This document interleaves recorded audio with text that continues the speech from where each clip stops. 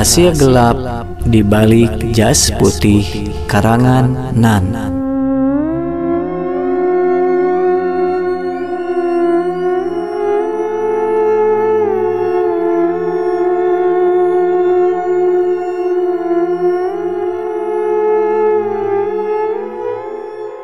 Assalamualaikum warahmatullahi wabarakatuh.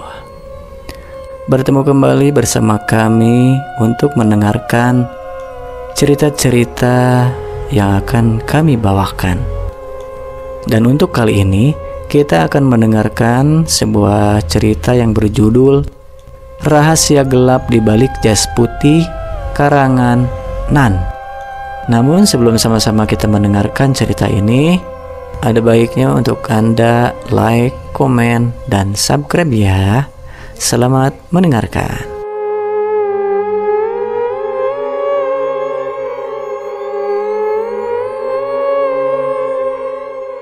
Di lorong-lorong sunyi rumah sakit jiwa Saint Agnes, langkah-langkahku menghantui kesunyian. Sinar matahari senja menyusup masuk melalui jendela besi yang menghasilkan bayangan-bayangan menyeramkan di lantai dingin. Aku Dennis, seorang dokter yang telah menghabiskan bertahun-tahun di tempat ini, berusaha memberikan kenyamanan bagi jiwa-jiwa yang retak. Pandangan penuh empati dan senyum lembutku seringkali memberikan sedikit harapan bagi mereka yang terjebak dalam dunia kegelapan gangguan mental. Namun, di antara kehangatan dan cahaya yang aku coba bawa, tersembunyi perasaan yang menggerogoti pikiranku.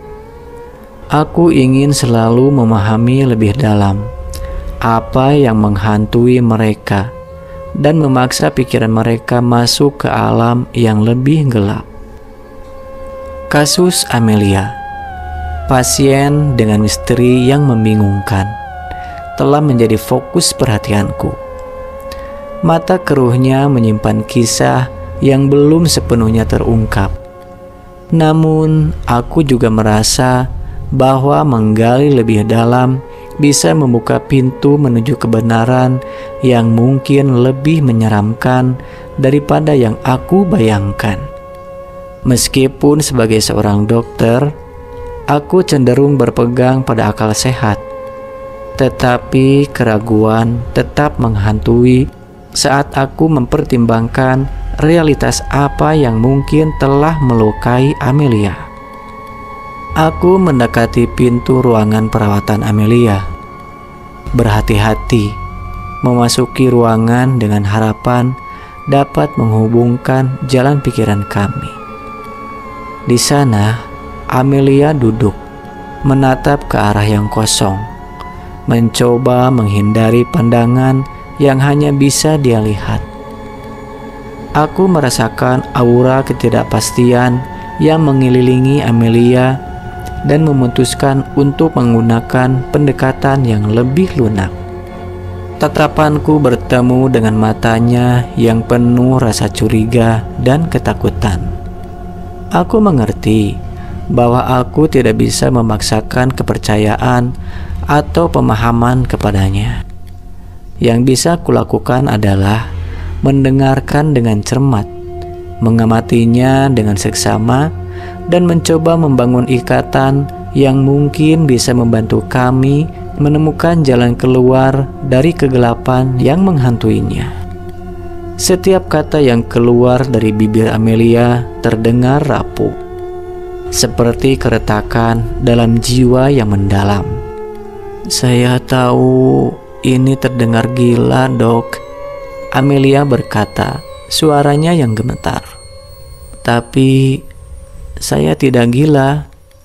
Ada sesuatu yang merasuki pikiranku, sesuatu yang tak kasat mata, tapi begitu kuat. Aku memandangnya dengan penuh perhatian, mencoba menangkap nuansa kebenaran di balik kata-katanya. Sebagai seorang dokter, aku telah melihat berbagai variasi dari kelainan mental, tetapi dia tidak pernah dalam ukuran ini. Namun, rasa skeptis masih merajai pikiranku. Ku genggam pena dengan erat, mencatat setiap detail yang diceritakan oleh Amelia. Amelia meneruskan kisahnya, berbicara tentang eksperimen yang ia lakukan untuk berhubungan dengan entitas tak terlihat. Aku merasa semakin terpaku oleh alur ceritanya yang menghanyutkanku ke dalam dunia pikiran dan hayalannya. Tapi masih ada suara-suara dalam diriku yang mencoba untuk menegaskan akal sehat, menolak untuk menerima bahwa sesuatu yang tak terlihat dapat merusak pikiran manusia dengan cara ini. Setelah obrolan selesai, aku pun pulang karena hari sudah mulai sore.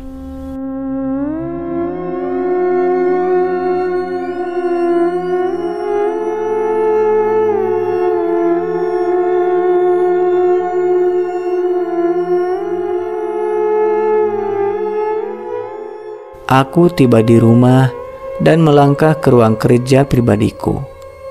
Cahaya senja merenda ruangan, menyoroti buku-buku dan arsip-arsip yang menjajaki perpustakaan pribadi ini. Ruang ini menjadi tempatku merenungkan sejumlah misteri yang kerap datang dalam bentuk cerita pasien, termasuk Amelia. Aku menemukan laci tersembunyi di tengah arsip yang berantakan. Di dalamnya terdapat foto orang-orang yang pernah kutemui di rumah sakit tempat kerjaku. Beberapa foto telah diberi tanda silang merah. Aku memandangnya dengan ekspresi serius, membiarkan mataku melintas foto-foto itu. Tanda silang merah hanya sebagian kecil dari cerita yang ada di balik mereka. Dalam pikiranku, ingatan tentang pertemuan dengan Amelia masih jelas. Pengakuannya yang membingungkan dan penampilannya yang lemah tak henti berputar di dalam benakku. Khawatir terus-menerus menyelinap di pikiranku. Bukan karena khawatir terhadap kesehatan mentalnya, tapi karena sesuatu yang lain. Aku mengunci laci rahasia itu, menyimpan segala petunjuk di baliknya. Matahari tenggelam dan ruangan menjadi semakin gelap. Aku tahu bahwa ada perjalanan yang harus aku hadapi, baik dalam membantu Amelia atau menghadapi perasaan yang selalu merayap. Dalam situasi ini, benang-benang kebenaran dan rahasia tampak saling terpaut. Aku harus menjaga segalanya agar tetap tersembunyi.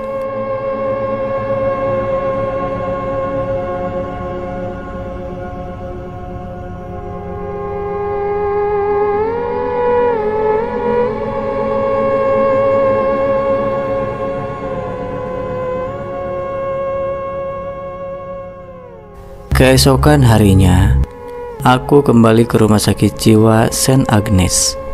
Suasana di sana terasa seperti biasa.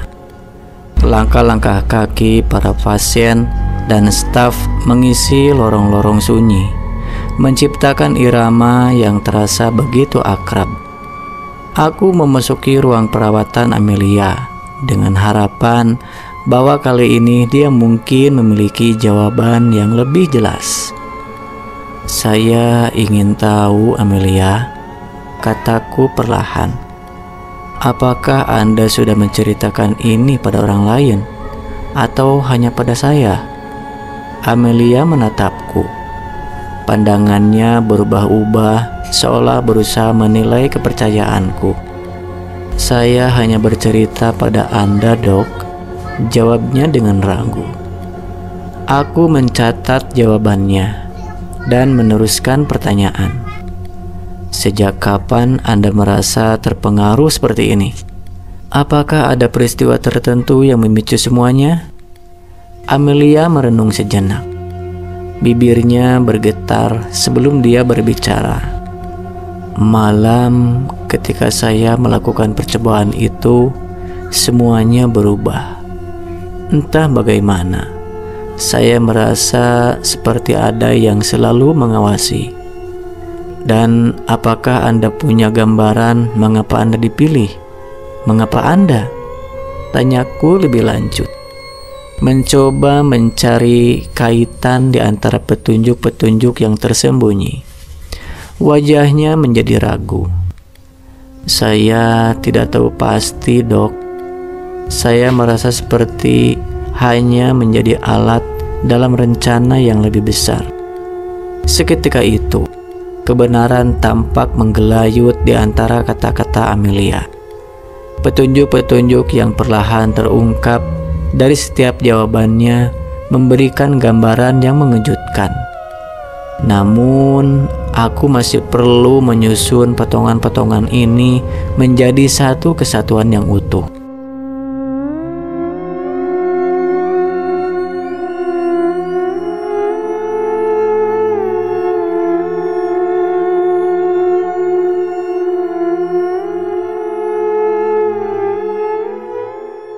Malamnya, aku kembali menemui Amelia.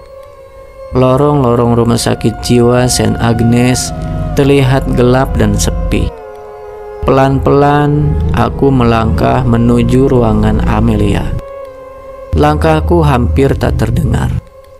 Ruangan itu hening, hanya terangkat oleh napas terengah-engah Amelia yang duduk sendirian di tempat tidurnya. Aku tahu bahwa sudah saatnya untuk menggerakkan barang-barang permainan yang telah aku rancang. Aku mendekati Amelia dengan senyum lembut, mencoba menenangkannya. "Saya ingin membantu Anda, Amelia," ujarku. Suaraku penuh dengan keyakinan palsu. "Saya punya cara yang mungkin bisa menghilangkan pengaruh ini." Tanganku meraih obat di saku, memberikannya pada Amelia. "Sebelum kita melakukannya, coba minum ini dulu," kataku dengan lembut sambil memberikan obat kepadanya.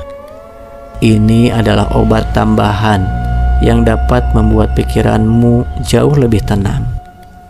Amelia meraih obat itu dengan tatapan cemas, ragu-ragu sejenak sebelum akhirnya menelannya. Tatapan yang ia berikan mengandung harapan, dan aku melihat betapa ia merindukan bantuan. Namun, keinginannya untuk sembuh juga menjadi kelemahan yang dapat aku manfaatkan. Ketika obat itu mulai bekerja, aku mengamati dengan penuh perhitungan. Amelia mulai merasa lelah. Matanya perlahan-lahan tertutup, dan di saat itulah aku mulai memakai peralatan yang telah aku siapkan sebelumnya. Menghapus semua barang dan benda yang telah aku pegang dengan selembar kain. Walau aku telah menggunakan sarung tangan, aku ingin tetap memastikan semuanya aman. Setelah melaksanakan rencana dengan Amelia, aku kembali pulang dengan perasaan campur aduk. Dalam ketenangan ruangan kerjaku, aku merenungkan setiap langkah yang telah kulakukan. Aku pergi ke ruangan rahasia, mencoret satu foto dengan spidol berwarna merah. Aku harap ini yang terakhir. Keesokan harinya, matahari muncul di cakrawala dengan sinar yang cerah. Aku merasa ada ketenangan di udara, meskipun dalam hatiku ada kegelisahan yang tak terungkap. Aku memutuskan untuk beristirahat sejenak sebelum menghadapi hari yang penuh tantangan. Namun panggilan telepon pagi itu membawa berita yang membuat detak jantungku melonjak. "Dokter," suara perawat terdengar serak di seberang sana. "Saya ingin memberitahu bahwa pasienmu, Amelia, meninggal semalam. Sepertinya dia keracunan makanan. Setelah mendengar berita melalui telepon, aku kaget. Apa? Amelia meninggal? Suaraku terdengar gemetar. Seolah-olah aku terkejut. Saya akan segera datang ke sana. Tatkala aku menutup telepon dengan santai, aku pun menikmati seteguk kopi yang telah kuseduh sebelum akhirnya berangkat.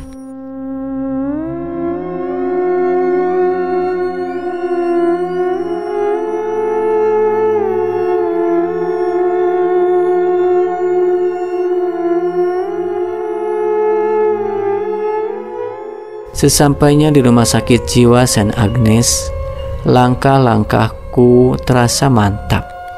Aku langsung mencari staf dan perawat yang berhubungan dengan kasus Amelia. Mata mereka terlihat bingung saat aku mendekati mereka, dan aku berusaha mempertahankan ekspresi terkejut. Apakah ada yang melihat apa yang terjadi pada Amelia? Tanyaku cepat, mencoba untuk menemukan potongan-potongan yang hilang dalam pertunjukan ini. Staf dan perawat saling berpandangan, dan setelah beberapa saat, salah satu dari mereka akhirnya berkata, "Maaf dok, sepertinya tidak ada yang melihat." Aku mengangguk, tapi masih merasa ragu. Tapi ini aneh. Mengapa kalian yakin bahwa dia keracunan? Staf menjawab, "Kami telah memeriksa segala kemungkinan, dok. Tidak ada yang mencurigakan. Tidak ada sidik jari ataupun kejanggalan lainnya yang menandakan adanya penyusup." Rasa lega melintas dalam hatiku, seperti satu beban besar yang terangkat. Saksi mata yang aku khawatirkan ternyata memang tidak ada. Ditambah lagi, aku sangat tahu betul di mana saja CCTV terpasang. Kemudian, salah seorang dari perawat itu mulai berbicara dengan nada merenung. "Anda tahu dok, ada 4 pasien yang telah meninggal dengan cara yang sama. Dan yang menarik, mereka semua memiliki satu ciri yang sama." Aku berpura-pura tidak tahu, meskipun dalam hati aku sudah menduga arah pembicaraan ini. "Apa itu?" tanyaku dengan ketertarikan yang tulus. "Mereka sering berkata bahwa mereka tidak gila," lanjutnya. Dan dalam sekejap, keseluruhan pertunjukan ini menjadi semakin menarik.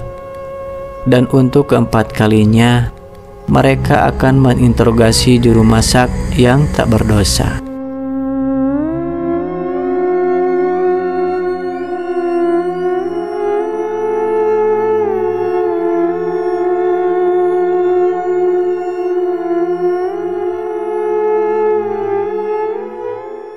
Ya, demikian cerita dari Nan tentang sebuah cerita yang berjudul Rahasia Gelap di Balik Jas Putih. Sampai bertemu kembali di cerita-cerita selanjutnya ya. Jangan lupa untuk like, komen, dan subscribe. Sampai jumpa.